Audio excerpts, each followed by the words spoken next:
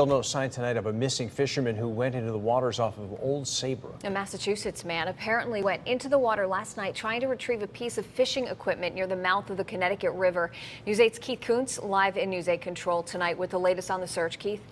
Sonia and Darren, thank you. Obviously, the prospects for a positive outcome here diminish with every passing minute, but a team of rescuers continue to hold out at least some slim hope.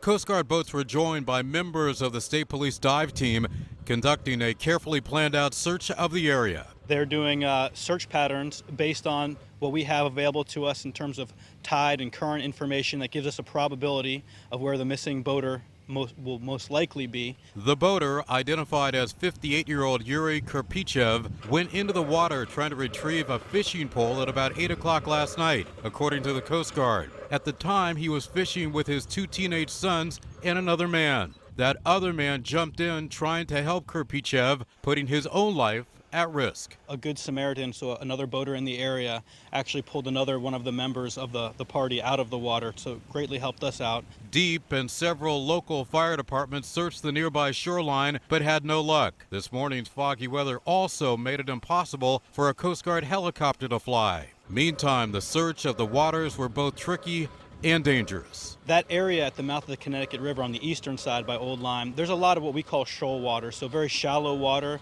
that can be dangerous, it can be very rocky. So that makes it a little bit of a challenge to get boats in places where they can get a good vantage point to search. And the Coast Guard tells us that that fisherman was not wearing a life jacket. Again, officials continue to call this a search and rescue operation, and they say based on water temperature, a person could survive for about 27 hours in that water, but obviously hope is fading after a day and a half of disappointments. Darren, back to you.